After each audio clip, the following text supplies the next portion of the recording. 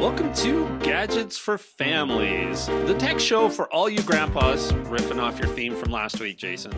For all you grandpas out there that recognize that every time you have the grandkids over, there is some newfangled gadget that you have to learn how to use. And all of those tech grandpas and grandmas out there that provide those gadgets to the grandkids, and anyone else looking to get more out of their lives through tech. I'm your host, Greg Cunningham. And I'm your host, Jay Benjamin. And yeah, I remember when you told me about, hey, we should go with that whole tech grandpa angle because we're all grandpas. We're both grandpas, and I'm like, I still have young ones. I still feel like I'm a young dad, but no, I'm a grandpa too. So thought about it for a while and decided to embrace it, man. I like that. We are tech grandpas, and we like to support other tech grandpas and stuff like that. So yeah, I'm gonna lean into it. I like it. I'll tell you what, after last week, I definitely realized that I'm in the grandpa age category because boy, did that flu bug hit us hard. Right, And man, right. so I appreciate you jumping in and covering it. And it was CES, and I got to be honest, I don't care a whole lot about CES until you tell me to care about it anyway. Yeah, So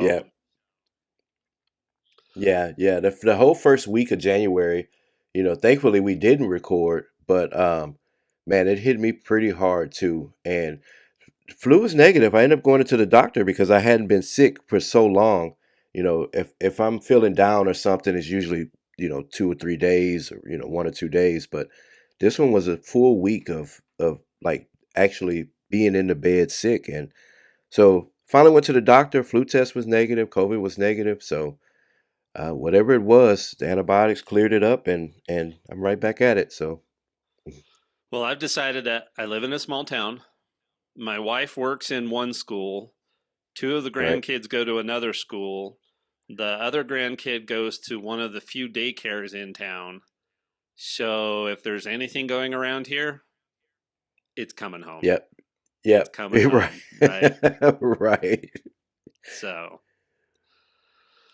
all right. So, but I think we've got a good show. I'm excited to be back doing this today. I think we've got a pretty good show. We want to talk a little bit about the Apple Watch ban. We haven't covered it a whole lot, but Yeah. there definitely is some impact now. I want to follow up on my Caseless experiment because Jason was very disappointed in me when we recorded a couple of episodes ago. But I think I figured out what's going on with me and Caseless, so we'll talk about that. Right. All of the new OSs dropped yesterday, so we're going Yep. to talk about those. And remember, we had talked about the new security feature that's coming, so we'll talk about that a little bit here. Spend some time on some Vision Pro pre-order information and some of that kind of Hmm. stuff. And then I have a little bit of a surprise topic for Jason. I made a change that I don't make very often, so we'll talk about that. So that should be a pretty good show today. And then in the post show, stick around because I think at least the first part could be a very passionate discussion. This is a whole bunch of iPad rumors that got brought together. And since iPads are number one on both Jason and I's list of new tech or tech to improve our lives for next year, Right. there's some really good things in the rumors. And so there's some things in the rumors that make me want to cry. So, Right. Right. and Yeah. somehow Jason, miraculously enough, got through a whole season of a TV show. Now, remember, I watch certain shows every episode when they come out, but Jason's a binge watcher. So he waits until the very Right. end and then has to watch the whole season. So Jason got through a show. So hopefully we'll have time. I think we'll talk about it one way or the other. The question's going to be whether we break it out into a bonus or its own thing or not. But we're going to talk about that particular show in the post show as well and get our take. So it's definitely a geek topic. So, Right. Right. yep. So I did binge watch it. It took me 2 days. So I watched, what was it, 4 or 5 episodes the first day, maybe 3 days. So I think the season finale, I watched that on a separate day on its own. But yeah, I think it'll be a good discussion. Really, really, it's a really good show. I'll save it for the discussion. But yeah.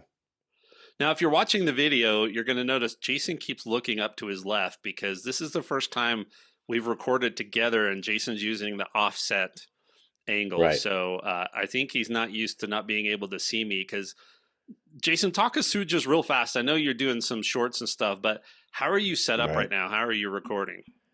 So I still hadn't put together the before and after, but my setup now is basically so I'll be able to use my iPad uh, more easierly than I was using before. So the iPad is underneath the screen. My camera is now mounted to my left hand side. As you can see, it shows my Christmas gift Greg got me to cover the hole up. And my microphone is on a boom arm um, instead of it being directly in front. So now I can move it back and forth. So I think my setup is set up more efficiently, more user friendly. But now, like you said, I can't see you, and I'm used to seeing you front and center as we record while you're talking and stuff, and I can see, it's a little different. And there's another reason why we did it this way too, because we're going to be switching platforms pretty Yep. soon. So we're working out the bugs. More info to come on that whenever we get it down. But we've tried a couple of different adapters, a couple of different methods to get it to work, and we just can't get it to work. So we'll figure something out soon. Yeah, I think what we'll end up doing is we'll end up recording one show on the new platform, the new setup, making sure it works. And then the next show, Right. we should probably talk about everything we went through, what we're doing, and how we got to that Right. point, because Right. it's been a journey so far. And the reason it's a journey is because Jason's doing everything on his iPad. And I'm not going to Yeah. criticize him for that, because I totally understand the desire to do it. I don't have the challenges because I can do things on a Mac and there's just some additional flexibility. And Apple can fix this. And we can talk about that when the iPad Right. stuff comes up. Right. Apple could fix this for us. I just wish they would. So, And are we sure it's Apple and not the new platform? Right? Because it well, seems like a software issue. on this one, yes, but Apple could allow multiple audio streams and Right. multiple video Right. streams or control over those things on the iPad and iPhone, and they aren't, right? It's core Yeah. operating system stuff that we're running into. So, anyway, more on that Yeah. later. So, all Yeah. right. Yeah. That's So, pretty geeky. before we dive But in, you're right. don't forget to do all the things. Hit subscribe, follow, share the show out, share the YouTube channel out. I know we're doing a lot of stuff in video, and we're really working on the quality of the video and the quantity and all that kind of stuff. That's what all of this testing is about. That's also why we haven't been releasing a ton of shorts, is because we're trying to get this video stuff figured out. So be sure to share Yeah. all this stuff out, give us the feedback and all that kind of stuff. And with that, I think we'll dive in. So, Jason, I've got one tiny tip for this week. Did you have anything for the folks out there? I did have a tip. I know I didn't add it to the list, but my tiny tip is a show recommendation. So the main show that we're going to discuss is not the only show that I finished. Also Oh, finished Star Trek Lower Decks, which is the animated version okay. of Star Trek. Now, this is uh, it's one of those like meta kind of it's Star Trek, but it's a animated series, but it's also meta too because they really a lot of their content is from all seasons, all shows of Star Trek, right? So to give you an example, season 3 finished, which is what I'm recommending. Actually, I'm recommending the whole series. So season 1, 2, and 3. But series 3 starts off is the crew is assigned with taking the Voyager, the USS Voyager, um, back to Earth to be a museum, right? So they go through, and of course they're geeking out over Seven of Nine's charging pods and a lot of different things. The remember when you weren't a Voyager fan? Did you watch Voyager any? Some of it, not all of it, but So some of it. so the ship had this biomimetic gel that it ran on. It was like the circuitry. It was a living organism, and it basically got sick one time or started growing cheese or something in the thing. So they were just geeking out on a lot of stuff like that. A lot of references to old characters and things like that. It's kind of based on like Star Trek Enterprise, not Enterprise, Star Trek The Next Generation. Um, the way they do like the fonts and the call outs to the episode, the planets and things like that. But I don't know, really good show. Like I said before, that Strange New Worlds was as Star Trek as Star Trek has been in a long time, but this show is really Trekky. So Star Trek Lower Decks, it's a really good animated Star Trek show. So check it out. All right. And for me, I had to teach Sunday school on Sunday to the adults. And Okay, cool. so I was putting this all together, and I don't like to just stand up in front. I like to wander around and do that kind of stuff when I teach. And I Right. remembered that if you're using Keynote, you can actually use your iPhone or your iPad to control Keynote on another device. So that's my tip this week. If you're big into presentations, and a lot of people use Keynote versus PowerPoint for presentations, but if you're in the Hmm. Apple ecosystem and you're using Keynote, you can actually go in and control your Keynote presentation from your iPad or iPhone on your Mac. And so what I did Sunday is I had my Mac hooked up AirPlaying to the Apple TV on the TV in the front of the room, and I was using my iPad because you get that it was the mini, so I could carry it around easy, but I could put my notes and the slide material up on my iPad, and then it's just basically a swipe or a tap to move to the next one and move to the next one and move to the Okay. next one. And I even had some embedded video, and I was able to just tap and play on the embedded video. So that's my tip. It's super, super simple to set up. I will tell you that I have not, the instructions that Apple has for controlling your iPad with your iPhone don't work. So Hmm. basically, you got to go in and you pair the devices, and you open Keynote on the device you want to run the presentation on, and then you open it on your iPhone, for example, and you hit the remote and you connect the two devices. You put in the numbers that it pops up, right? And then you're connected and can go ahead and go in and connect that kind of stuff. I couldn't get my iPhone or my iPad to allow me to connect them to each other. I could really only control my Mac. So I'm not quite sure what's going on there. I don't know if they have a bug or something like that. But Yeah. the connect or allow remote controls is just not on those devices. So I might have to do some research on that and let you know on that. But anyway, if you want to do that, it's super cool. It makes it much easier than having to stand up front, and you can walk around and all those kind of cool things. So that's my tip: controlling Keynote from your iPhone or iPad on your Mac. Right. Right. And I believe there's a way to do it with PowerPoint and stuff too, using the those same mobile apps, but uh I'm not sure the settings and things like that. Yeah. I'm sure it's similar, but yeah, no, good tip. All right. So Jason, you know I love my Apple Watch, right? Right? So Apple has I've heard you been, mention it a yeah, time or a few two. times, a few times. So Apple's been in a patent dispute, which they get into all the time with people, but this one's over the blood Yes. oxygen sensor that's in the Apple Watch, and they've lost. Now, a lot of times they go, and I don't, let's not go off on the tangent of the patent system and patent trolls and stuff like that. But in this Hmm. case, they actually have lost pretty much everywhere they can lose. I mean, there are a couple of appeal pathways they may have, but basically they were ruled to be in violation of this patent with Massimo on blood oxygen sensors. Hmm. And so there was actually a ban. It was only for a few days, and then the appeals court said no, they can go back on sale while we work through this. Um, but the appeals court came back and said no, this is going to continue. And so what Apple has done in true Apple fashion, instead of paying and licensing the patents, they have found a workaround on Right. new Series 9 and Ultra 2 watches. From what I can tell, it's only those two devices because those are the only two new versions that are being sold that have the blood oxygen sensor. Because the SE, I don't think the Apple Watch SE doesn't have the blood oxygen sensor. And so on new watch sales starting this week or sometime in the last week or so for Series 9 or Ultra 2, the blood oxygen sensor has been disabled. Okay. So that was their Smart workaround. move.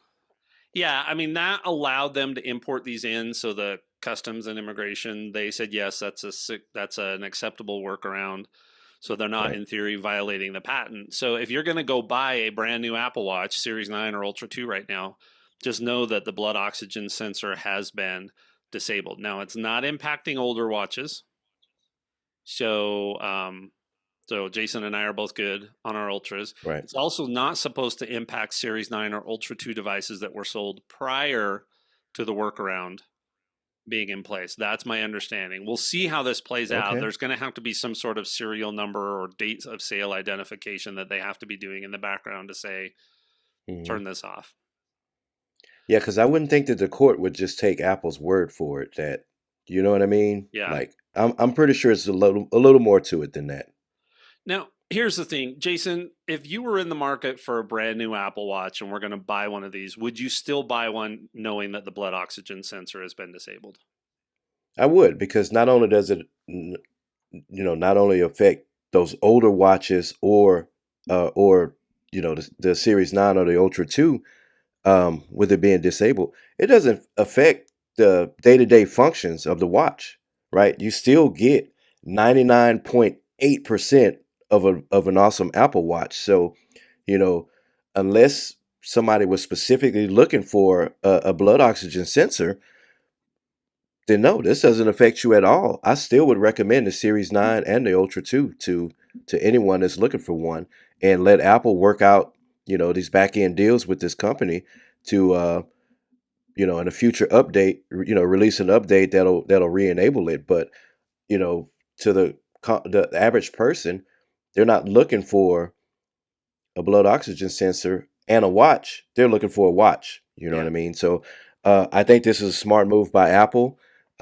which is definitely not what the company was looking for. I think they wanted to kind of tie Apple's hands into paying them whatever ransom that they wanted for the watches, and or the government was going to remove them from the shelves or whatever. But um, no, I don't think this is going to affect sales or interest in the Apple Watch whatsoever. Yeah. I mean, it might hamper a little bit of sales, but I don't think it's going to be that much. And I agree with Yeah. you. I would still buy one. The primary reason is this is going to get resolved at some point, Right. right? Either Right. Apple will have to pay to license the patents or they'll buy the company, one of those things. Um, Right. or they'll find a court that's willing to, you know, to Yep. reverse the decision. Rule in So, their Yeah, rule in their yeah, favor. so I don't think this is going to be an issue. I don't think and maybe they're doing this because they have a new sensor. I mean, we've heard rumors about the Apple Watch X, right, for the 10th Hmm. anniversary this year at some point, that new sensors and redesigns and all this kind of stuff. So maybe this really is temporary and they're going to have a new sensor. But first of all, I would still buy it because I believe it's going to get resolved. And I would Yep. also buy it because, again, it's not the most important feature on the watch. I think if it was the heart Right. rate sensor, I'd be way Right. more Right. concerned. But a lot of people will say that the oxygen sensor is useless, but I completely disagree with that. I mean, I know that like with the temperature sensor, that they only do it at night, and Hmm. they've really narrowed that down. And but with the blood oxygen sensor, I have compared it every time I go into the doctor for my annual checkup or whatever the case may be. I've always compared my readings to what they got on the little thing they put on your finger, and I'm always within a point or two. And so is it Okay. a So it's medical pretty accurate. diagnostic? Yeah. Is it a medical diagnostic device? No. But if my oxygen is consistently 20 points lower on my watch than normal, that's Hmm. going to be a pretty good indicator that there's something going on. And so I wonder how it's going to impact things like VO2 max, which is a health setting that I look at Hmm. quite a bit. And I know when I'm getting sick because my lungs are the first things that get sick usually with me. Right. And so I'll go out for my walk and It my affects your VO2 max breathing. will have dropped dramatically. Yeah, I mean, I had asthma growing up as a kid and I still have exercise induced asthma, but it just does Okay. So damage, you're right? always conscious of your Yeah. breathing in your lungs and stuff. Yeah, So I can understand that. I don't agree with the folks that say it's just useless in the watch. So I do think Apple needs to solve this problem. So, Yeah. Okay. um, and I don't think they'll be able to do a bunch of the other things they want to do without getting this resolved. So, I mean, they're talking Right. about glucose monitoring and blood pressure monitoring and all that kind of stuff. Just resolve this so that we don't have Right. to worry about it. Right. So we're talking about Apple too, right? We're talking about a company that's it's a huge multi-billion-dollar company, but they're still pretty nimble too. So they actually have the ability to just take it out of the watch, right? I know there's there's millions of units produced and they're sitting on the shelf and in warehouses and stuff. But I mean, they can literally just flip a switch and take it out. Yep. Ultra Which 2.1, Series 9.2, you know what yep. I mean? And just Yep. start selling that. But we're 9, 10 months away from new versions anyway. Yeah. You know what I mean? It's probably not even worth it. Yep. You know, the Ultra 2 sold millions of units. How many did the Ultra, the one that we both have, right? It sold millions. This one's already been available for 2 years. I mean, how much did the Ultra 2 sell really since, Yeah. you know what I mean, since September last year? Yes, millions of units, but not enough to make them really just, make major changes to their to their whole Apple Watch model to just to appease this company, just trying Yeah. to get money out of them. So we'll Yep. see. So, I mean, Massimo, unlike a lot of those that Apple fights, Massimo's actually doing things with their patents. They actually have blood oxygen sensors that are being sold in the market, right? And stuff Okay, like so they're that. just So, not your common patent trolls that are yeah, just yeah, yeah. sitting on So, ideas. Yeah, anyway, we could go on and on and on about this, but the whole yeah, reason I wanted to bring this up is I would still buy it. I would recommend you buy it, but you need to be aware that the blood oxygen sensor is not going to be enabled if you buy a brand new one. So just be aware of that, and we'll keep you updated. And when this gets resolved, we'll let you know what the resolution was and give you the all clear. yeah, yeah. Quick question though: if you were a CEO of a company, would it be, and you're selling products, would it be better for you to say, let Apple pay us whatever, for the patent, and for us to sell our products and say, this is the same sensor that is in the Apple Watch?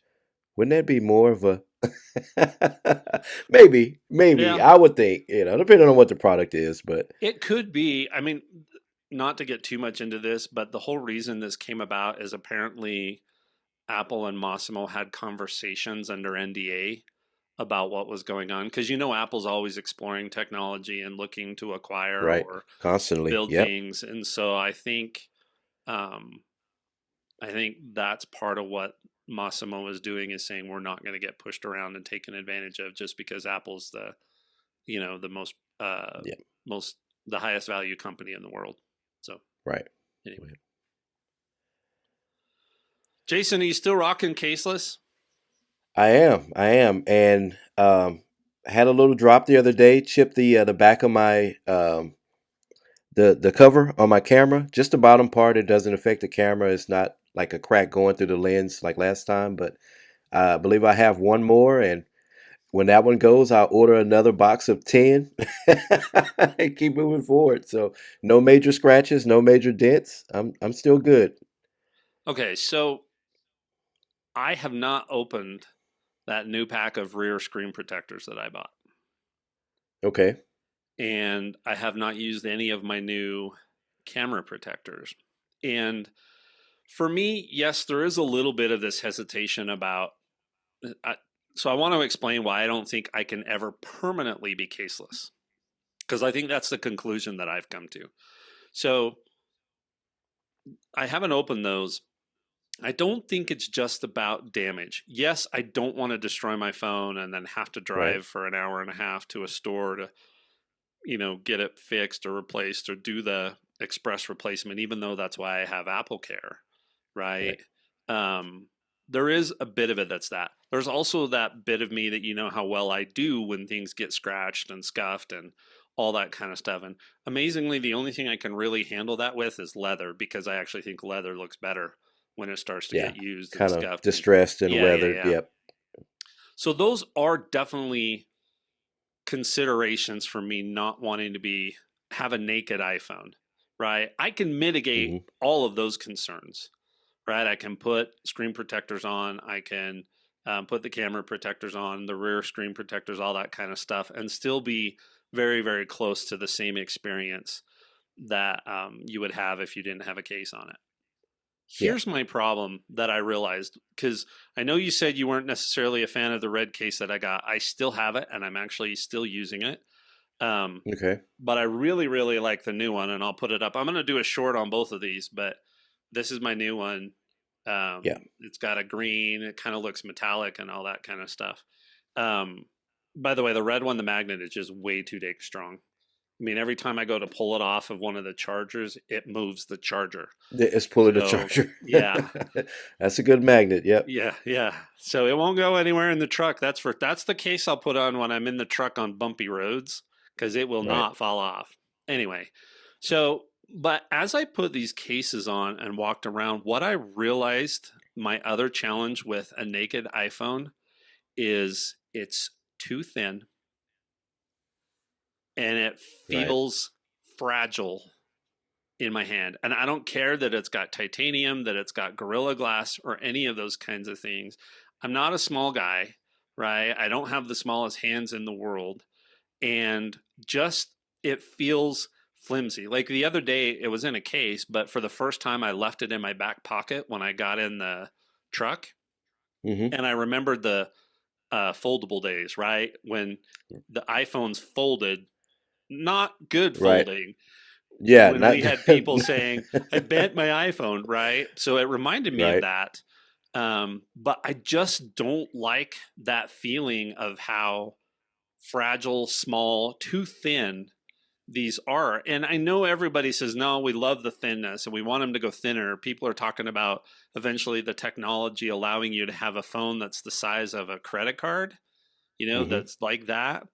I don't Yeah. know if that's where I want to be. And I had this conversation with a colleague when I got the first iPod Touch. And then they started making everything thinner and thinner and thinner. And we both Yep. They agreed got that, smaller and smaller. yeah, we both agreed I'd rather have this phone feel a little sturdier, which probably means a little thicker, especially where I believe um, improve the battery life because that's probably what they would do, right? Is fill that interior space with more Yeah. battery. With more battery. Yep. So that's where I'm at, Jason. Does that help you not think less of me? No, no. So, and I didn't think less of you because I knew when you told me, it seems like I was disappointed, but I knew that you weren't more careless with your phone, right? You take care of everything. Everything is spotless, regardless of whether it has a case on it or not. Now, you know, you've always had screen protectors and or skins or some kind of a case on it, but I don't necessarily think that that contributed to your devices being safe, right? You're not careless with your devices. Um, but I can understand you not wanting to live with those little dings and those little scratches and things like that, right? Because even if it's not visible, you feel it. Yep. You're the one holding the device, right? You pick it up, and if the scratch is right where you usually rest your thumb, or when you're holding it a certain way and you're reading, and that one scratch or that one dent is right where your fingers, lie on the phone. So I can kind of understand it. It's um, I wouldn't even say it's a personal preference because I think no one wants to deal with scratches and things like that. Although this younger generation, they just kind of live with cracked screens and glass chipping on their devices and things like that. But My I wife think does for the it. most I part, can't pick up and use my wife's phone half the time because there's only yeah, like three-quarters of the screen protector that's there. Right. I mean, it's just yeah, like, I'm like, why do you have a screen protector? right, right. And some people are just okay with that. They just live with those cracks and things like that. So I think one, it's part of it is our love of these devices, right? We love the way they're engineered. We love the design and things like that, and we want to keep it in as pristine and as perfect as new as possible. So no, I kind of agree with you. I do like that green case that you got though, way more than the red one. The red one looks good. It just didn't seem like it was you. You know what I mean? The green one, you said there was a red version of the green one with that metallic red, Yeah. and I thought you were going to get that one, but no, the green one looks pretty good. It kind of looks like a bumper. Yeah. You know what I mean, with the edges, and it just has the MagSafe and all of that. So, um, yeah, if you're going to use a case, at least you're using a really nice case. Yeah. So, I mean, yeah, and this is the first one case that I've seen that I like the look of the magnet on the back. You know how everybody has yeah, to outline the magnet? I like yeah, the look on this one. And I may eventually get the red one too. Now, so here's where I think I'm going forward, right? I mean, definitely when I go out on my bike rides and in the mountains and stuff like that, which we're coming up on. I Hmm. told Jason before we hit record, I booked my first camping trip. Probably go camping before that, but I've got the first one booked at least because I think we'll do something around Easter. Although Easter's way early this year, and camping at the end of March in Utah, Yeah. it's a little bit Yeah. iffy. So, Yeah. but at least in northern Utah. But anyway, so definitely we'll use that other one that I have that already has a crack and sections out of the camera cover, the one with the sliding thing that I've shown everybody. And then Yeah. I just rotate between these other two. Like yesterday, I was in my Utah colors. I had on my red watch band and a Utah shirt and a Utah sweats and University of Utah. By the way, those of you that are in the Big 12 or whichever one they're going to, I always get them mixed up. But anyway, that's where they'll be next year. But so I threw on the red case, right, just for fun to have the red case on there. But there will be times when I'll take it out of the case and still go caseless, right? But it's probably going to be Hmm. like when I go to church or something like that, right? Right. I Right. like to rotate through this kind of stuff. And so I just decided life's too short. I'm going to embrace being me. And if I have 3 or 4 cases I want to rotate through, like I don't know how many dollars worth of watch bands I have that I rotate through, right? Right. I'm just going to do it. So if you're a caseless purist out there, apologies, but I am in between. So there we go. Yeah. Yeah. No, good choice. Jason, all the new OSs came out. Let's kind of rock through these, and in our show notes, I put them in order of. Well, really, there's only one that matters Yeah. because after that, it's pretty much wah, wah, wah, because it Right. seems Right. like the only thing that got updates. So, do you want to walk us through and it's not very many, even on the one that got the updates, right? Do you want to walk us through iOS? Yeah. Yeah. Well, I wanted to say first, I check all the time. iPad is always an afterthought. So iPad OS, nothing. Nothing to note. Some background security stuff and all of that, but yeah. Well, I'll, But I'll, I'll, I'll help you out with that. Watch OS 10.3 got a new watch face. yeah, That's it. and they're usually not nice. I hadn't seen them, but they're These usually are not the nice. Unity ones that they The do Unity for, ones, yeah, yeah. So, I mean, yeah, they with look the like you would African expect the Unity colors. ones to look. So, yeah. Yeah, So, but yeah, same thing. And then Mac OS, um, got one feature that went into, and the only reason it got it right is because that iOS got it. So there you yeah, go. We just covered iPad, Watch, and Mac OS, and now we can tell you the changes that really were made. Besides all the security fixes, now just be yeah. aware. Go do these updates. You want to do Oh these yeah, updates because there's plenty of definitely all of security them. stuff in these. So yeah. All right. Yeah. So Jason, what really did change, and should we care? So the collaborative music playlist. Now, I remember telling you that this is something that normally I wouldn't care about, right? And then last year, for one of the markets that we do, I did a collaborative playlist with the host to add some more variety and stuff to the playlist that plays throughout the day. And it was a fun experience, fun and very useful, very convenient. So Apple Music finally introduced those collaborative playlists that they talked about last year at CES. Right, we didn't get it when 17 dropped. We didn't get it at 17.2. So now we finally got it, and I think that's pretty cool. Right, Yeah. like I said, it was something I wouldn't use, and it's actually something that I would use. So I'm going to use it. I went in and looked at it long enough.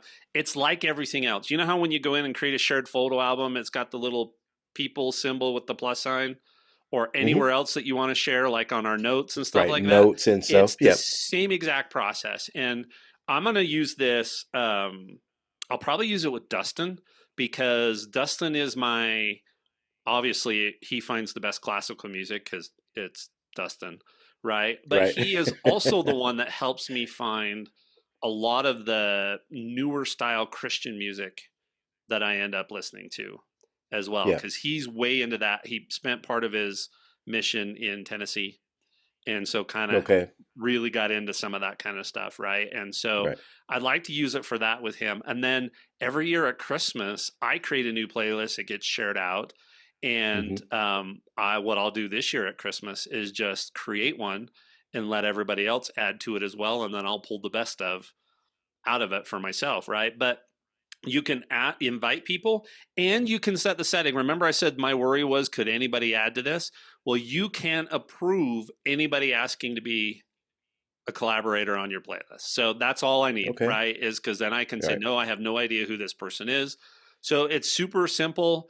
I heard that it also includes emoji reactions to music and stuff like that. So I think it'll be Okay. interesting to see. Remember Ping, Apple's attempt at a social Yeah. media The network? social media, Yeah, music, yeah, yeah. music.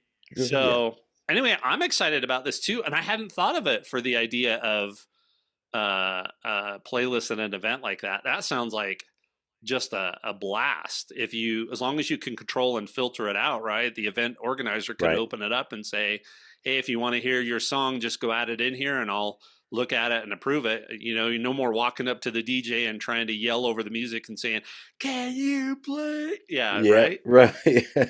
right. Right. And he does. So yeah, throughout the day he's adjusting the list or adding songs or removing songs too, because kind of feel the crowd as going on. So basically DJ duty without actually, standing at the turntables or whatever. It's just a big one of those big monster speakers, and they hook an old iPhone to it with the screen smashed up. Yeah, With yeah, the screen. yeah, The right. screen is smashed to pieces, and I hate messing with that thing, but really cool to be able to collaborate on playlists. So yeah, that's another good one. So I see you added a note here on the next thing, which is really the big deal about it, right? It's this stolen device security, and I see you added should you turn it on? I think it's something that everyone should turn on, right? Maybe not all of the features because some things are, I'm not going to say overkill, right? Because security is security. But some things, I guess, are just not necessary for school teachers or Yeah, someone is not really in the public, right? Like you do your consulting work and you do your podcast and you complain about having to drive 15 minutes down the road.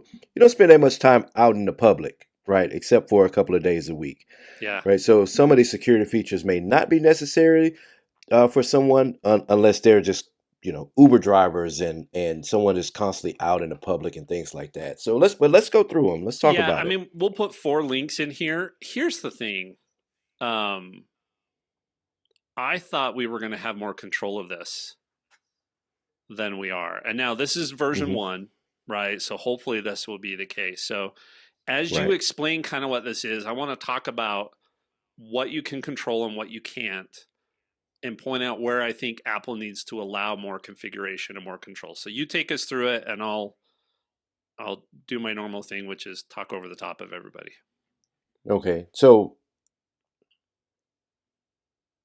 let's just we'll talk about like just what Face ID and Touch ID does right first.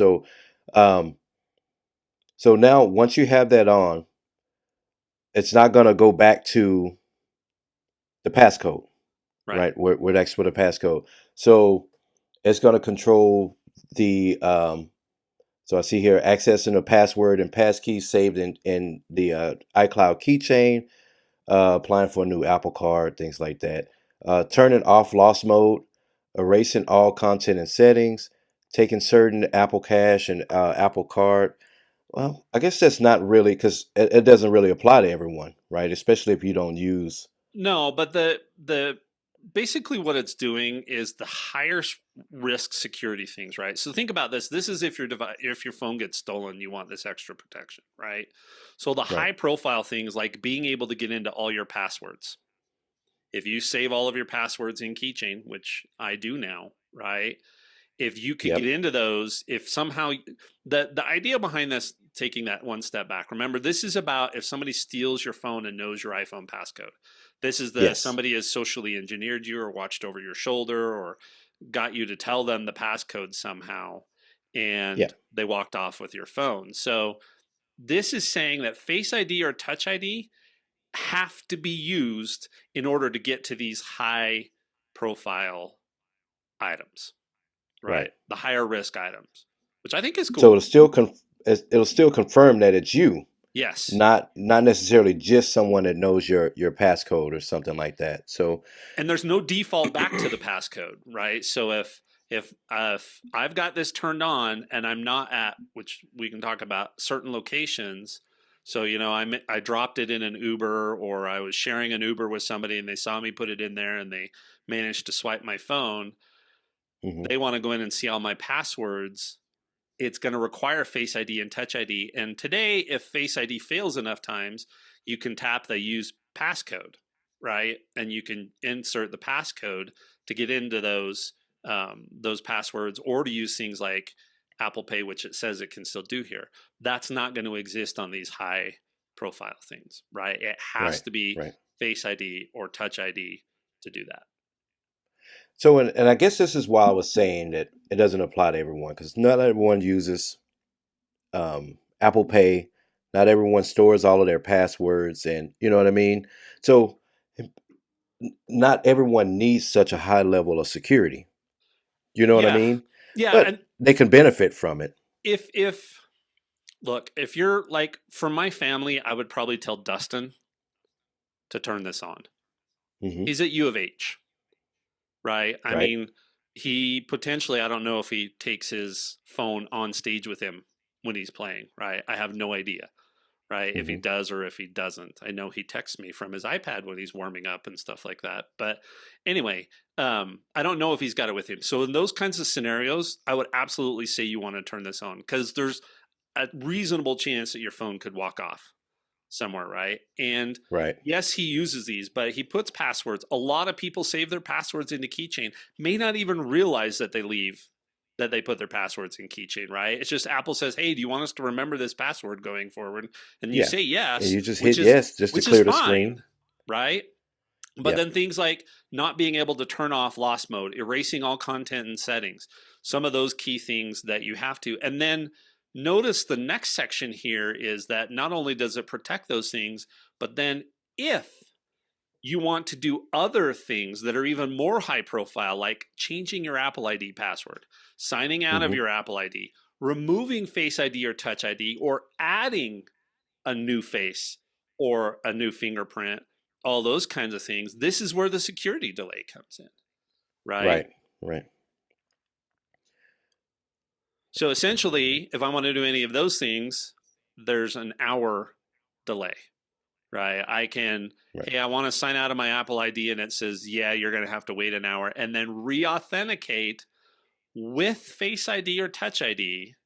Hmm. So you have to do Face ID or Touch ID to start with, wait for the security delay to end, and then authenticate with them again. And that's for Apple IDs, Face IDs, changing your iPhone passcode, resetting all the Yeah. settings, turning off Find My, or turning off stolen device protection. So these are all things, in my opinion, that I would think a thief would want to be able to Right. get to immediately and Immediately. hurry and deal Right. with.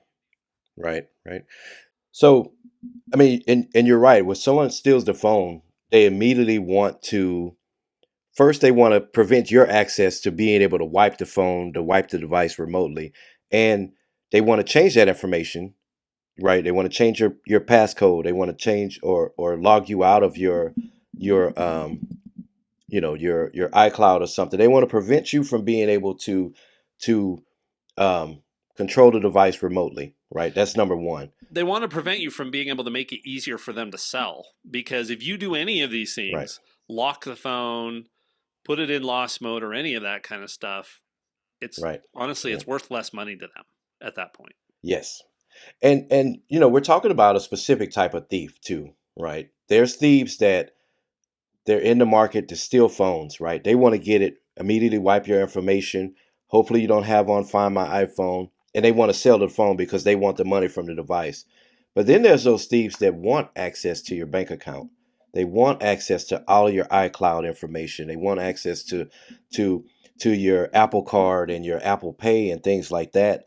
And yeah, this is just going to prevent both of those types of thieves, right? The device Yeah. thief and the information and financial thieves or whatever. So we were talking about the security delay. This is perfect.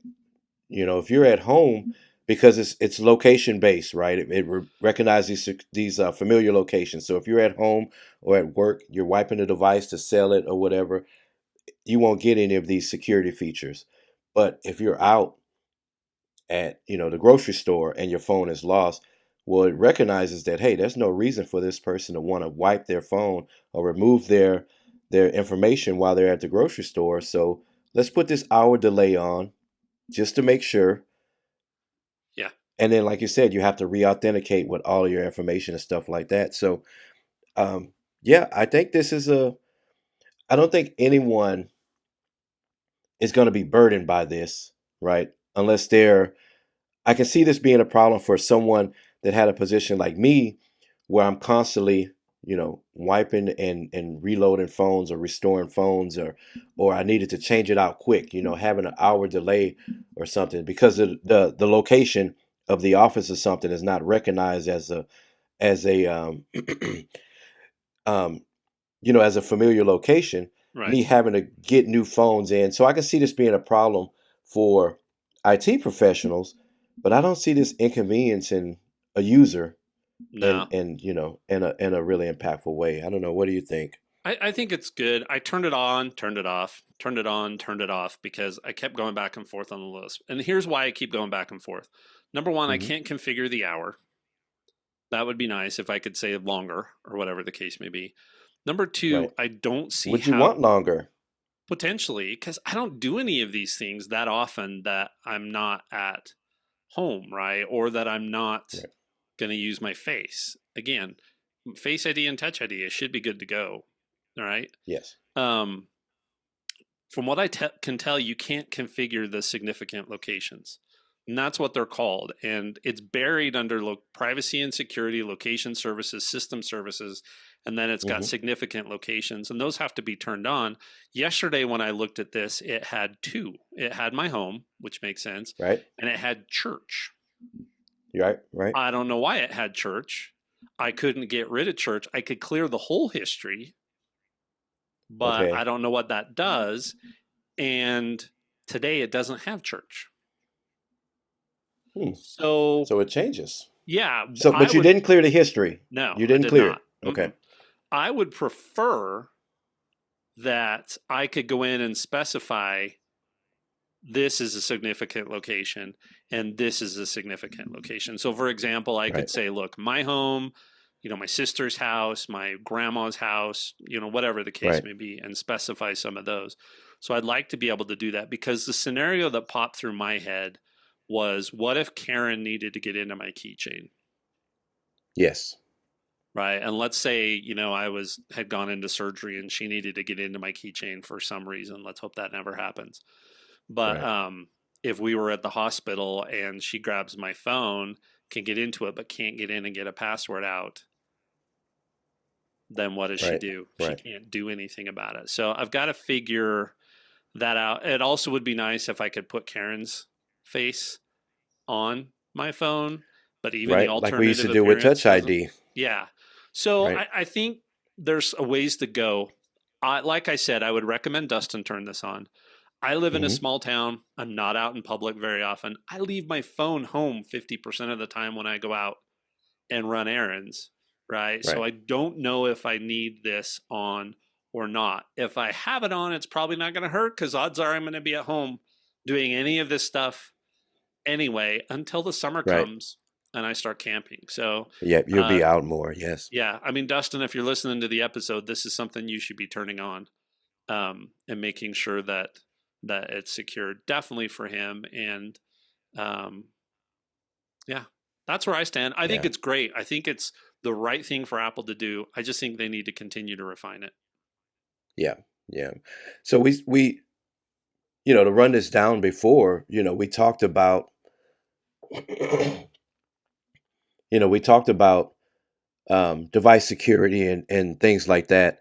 And this was way before we even knew Apple was working on something like this. But I think we just kind of, just to give an example of who should be, taking advantage of these security features. Back then we said anyone that was going to be out in public, right? You're a bartender or you work in a club, you're Uber driver, you're anywhere where your device has the most potential to be stolen or lost, right? If you're forgetful and you're always constantly out at stores or in the public or something like that, you should be taking advantage of this.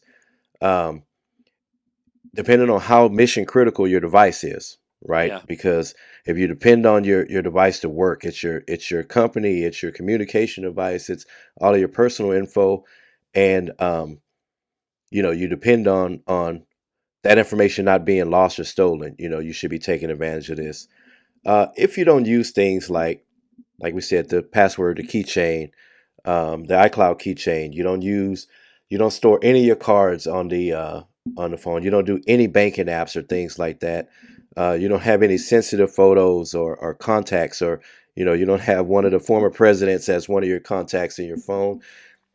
Maybe you don't need such high level security and things like that. But for Yeah. everyone else, yeah, I think you can get some good use out of this. It's a really good move by Apple. Well, we'll put 4 articles. One of them is a support article from Apple, a couple others from some like Mac Rumors and 9 to 5 Mac. We'll put all those links in there. Take a look at them. The good news is, if you want to use this, you're going to have to put all the other security stuff in place, which everyone should use. Two-factor authentication on your Apple ID, Hmm. passcode on your phone, all that kind of stuff. So take a look. We'll follow up on this. Jason will get a chance to go in and play with it and maybe take a look at his too. And Right. we'll do some follow up on it. So I think that was it, right? For the new OSs, there's some Unity wallpapers on Yeah, the iOS Unity 17. wallpapers. So, but Yeah, I'm most excited about that collaborative playlist. So, yeah. And again, it was one thing I think when we did the show about CES, I was like, it's a feature, and then end up using that on a different platform, and was like, wow, this is pretty cool. You yeah. know, just like the karaoke thing on on Apple TV. I remember seeing it. It was like, maybe I'll play around with it, and that's it. And yeah, we've used that thing on many nights already. Yep.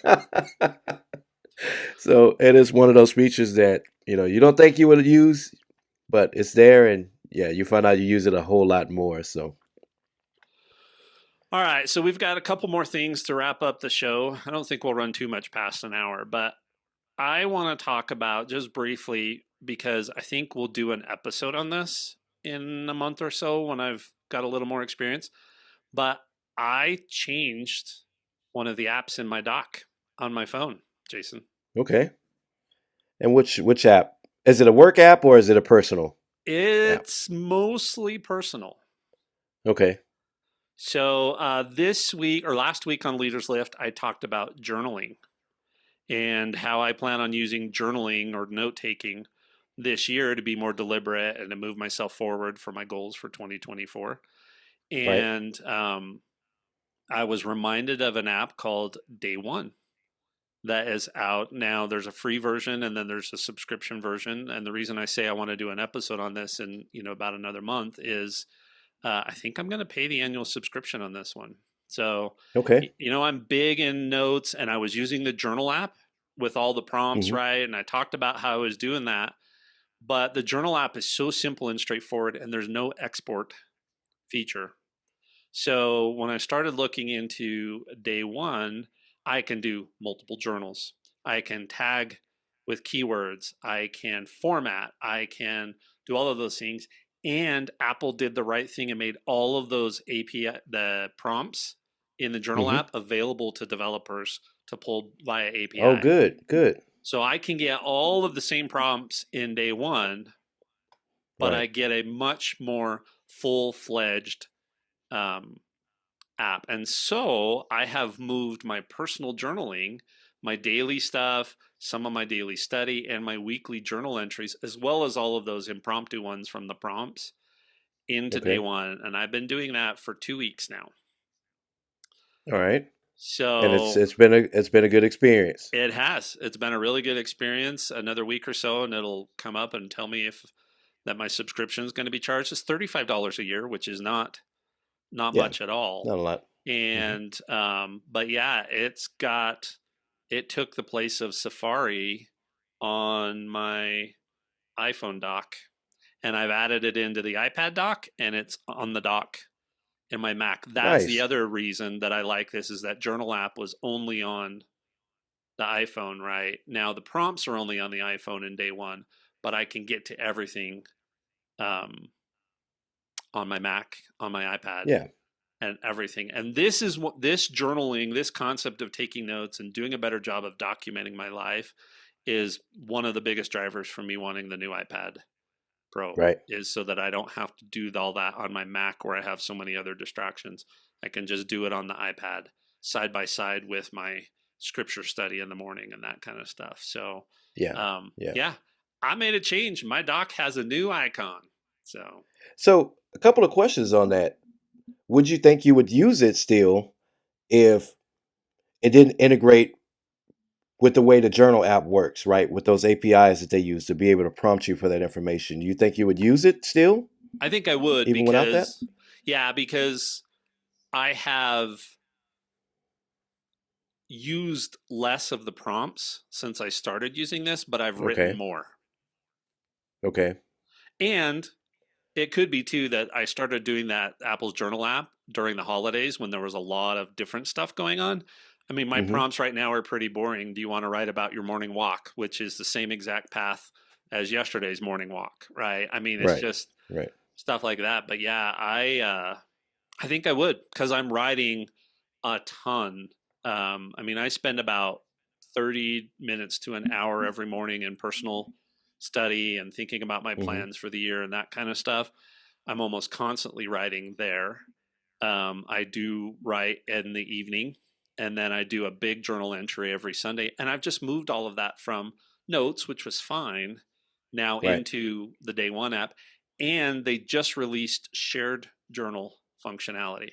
So I could actually Okay. create a journal with Karen, for example, and she Mm-hmm. doesn't have to be a premium subscriber. She can get into it, write in it, and do all that kind of stuff as a free user. Because I'm a premium subscriber, I would create the shared Right. journal and then she could access it. So, um, yeah, I think so. And then Day One's got the ability to export. You can actually have books printed. So I Okay. just think there's just so much more to it. And it's also not my notes app, right? Where I'm doing notes for this show and notes for work and all of this other kind of stuff. It's Mm-hmm. dedicated for, it feels like it's dedicated for me getting more out of life, which is kind of the whole point of this podcast from a tech standpoint, and my other podcast, right? Right. Leaders Lift. So, yeah. So my next question is, I think you answered it. So you had mentioned about being able to import some of the old ways that you kept journals and stuff like that, and so you can get a bigger picture of years and years of journaling. So this does have an import feature, It other than does. notes. I have not tried the import feature yet, Okay. but I Okay. believe it does But it have, does have one. Okay. yeah, import. All Yeah. right. And last Plain question on text that. and JSON files. So if I could just get the text Okay. out of there, then yeah, I could definitely import it in. I have not done that yet.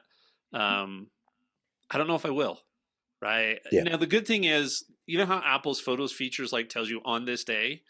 Well, Hmm. Day One will start doing that too. Once you've got enough data in there, it'll start bringing up those Right. memories. But the other really cool thing that I like is being able to put in keywords. I started doing that on my study notes.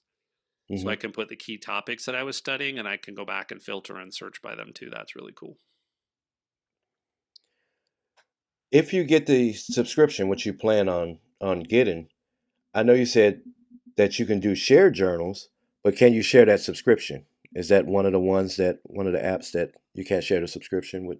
No, I don't think so. So the family can't Um, use the full version, only your device or whatever devices you add to the. yeah, I don't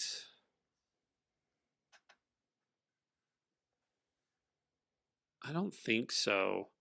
Okay. Um, For $35 though a year, it's not bad, and I wouldn't think that that'll be a shared subscription. But some apps, surprisingly, some apps do that. They'll allow you to share it regardless of how inexpensive the monthly cost is. So yeah, I should be able to see, right? So if I go into the App Store on my phone yeah. and go to Day One, I'm guessing not. especially considering the private nature of kind of journals in general. Yeah. Um, Well, not necessarily share the journal, share the no, I know subscription, that. right? So she can create her own account, and then y'all can collab that way. But No, if I they don't. added the ability for non-subscribers to still be able to use those features, if if you collab with them, then they probably won't allow the share.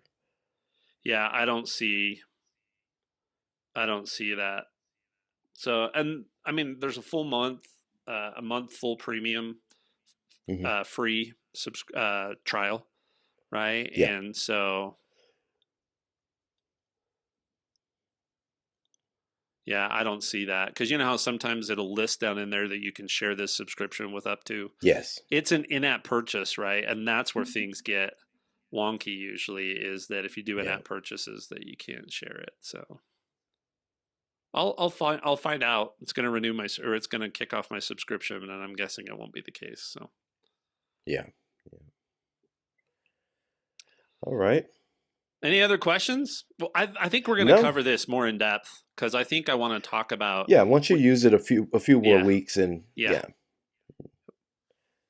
All right, let's wrap up. Just 3 to 5 minutes talking about the Vision Pro. So this is going to be the massive story, and I got to admit, with all the hype that they've had over the last week or so, I felt a little bit left out. Now, I will say, so pre-orders went out last Friday, with Hmm. devices shipping on the 2nd. It was noon or 1 o'clock before I even realized it was pre-order day. That Yeah. tells You you, text me after you forgot. Yeah. yeah, that tells Yeah. me that I wasn't quite as into it because otherwise I would have been up at 6 a.m. just at least checking it out. And I've not gone through even the process to see when I could get one at this point because it's a little more Yeah. involved, right? I mean, you have to have a phone or an iPad with Face ID because it's scanning your face um, to get the right fit and all that kind of stuff. And Yeah. so, um, a lot of influencers and stuff, media have had a chance to play with it again.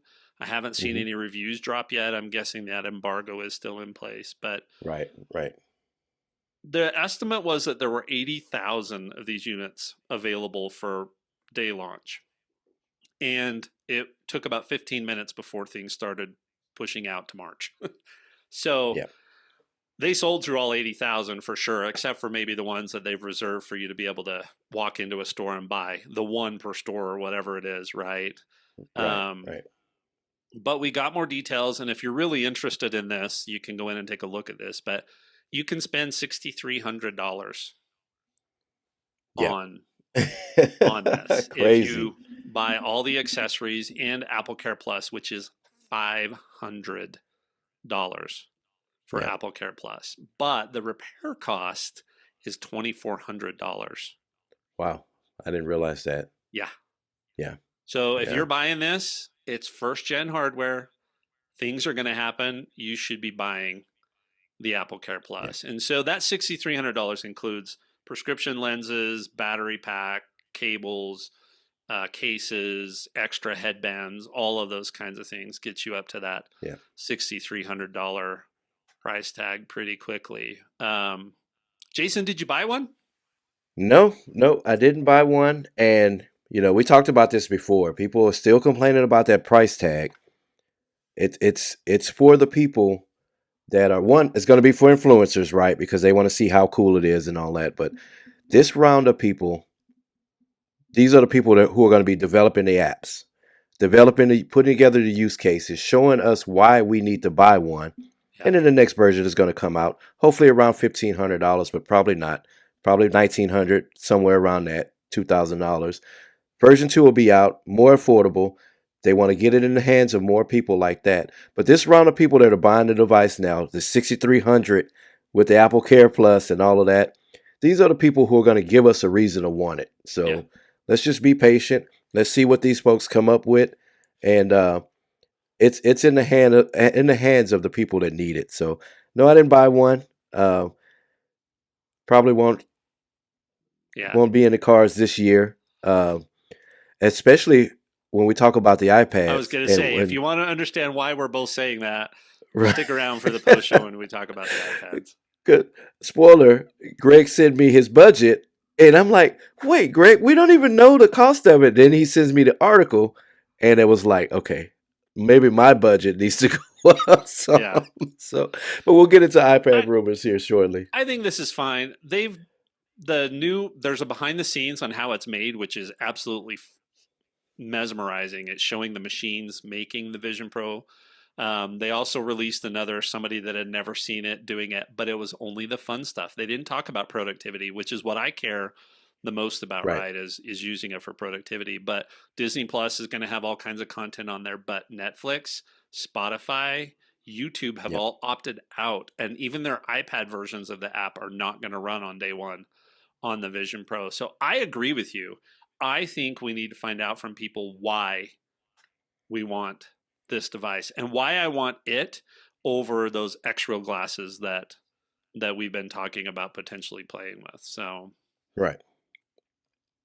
all right, more to come on that. It'll be the big topic of the year, and but yeah, they're out there. If you really want to go in, you could do it. I saw somebody that woke up late and then had all kinds of problems and ended up with 8 of them in their cart, and then by the time they could get one there, it wasn't going to ship until March. But then they went back and looked, and the 500 gigabyte version, there's a 256, a 500, and a 1 terabyte.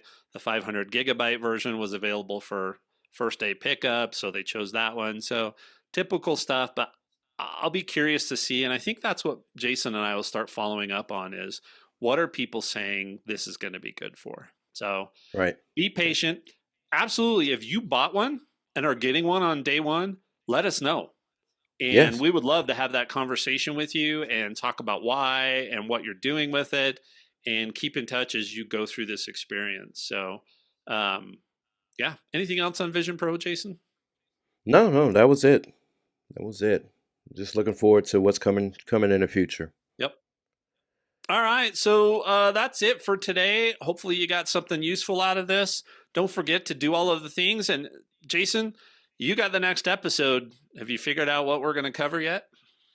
I did. So hopefully, like you mentioned, I know we're falling back into the Vision Pro conversation, but hopefully next week those embargoes will be lifted. We'll get some unboxing, some things like that. Not unboxing, but like these influencers, the ones that got their test units, the Bloombergs and the CNETs and the Verges and all of that. They'll get all their test units out, and we can actually see people using these things and setting them up. But not just that, we're going to go beyond that. So we're going to talk about VR, AR, mixed reality headsets. So we're going to talk about the PlayStation VR. We're going to talk about those X-Real glasses, which I really want to try out. You know what I mean? I really want to try. I'm getting close to pulling the trigger and just not Right. the brand new, super expensive ones, but that previous gen, the $300 Right. ones. I think I could Right. swing Which that. I hear they're still really good. Yeah. They're still really good. They're missing a few of the features that make the more expensive one better. You know, they just made those improvements or whatever, but I still hear they're really good. So we're going to be talking about AR, VR, and mixed reality headsets next week. Everything from the Meta to the Quest, like I said, PlayStation VR. We'll talk about that old HoloLens. Remember, Microsoft never Yeah. got off the ground. Things like that. So, and some things we saw at CES. So next week it'll all be mixed reality VR and where we see things going in the future. So. Yeah, we'll have other stuff. We'll have other tips, other tricks. So make sure you hit that subscribe button and join us then. And Jason, how do you want to close out the show today? We'll see you in line to test the Vision Pro. Oh, yeah. Don't forget that. We didn't mention that again. Starting Yeah. February 2nd, you can go to an Apple store and test it out. So, yeah, maybe I'll have to figure out how to do that. So, Well, that'll involve you driving for more Yeah, than that's 5 fair. minutes down the road. Yep. All right. See you in line Bye, folks. or in the virtual line, right? Yep. We'll see you there, folks.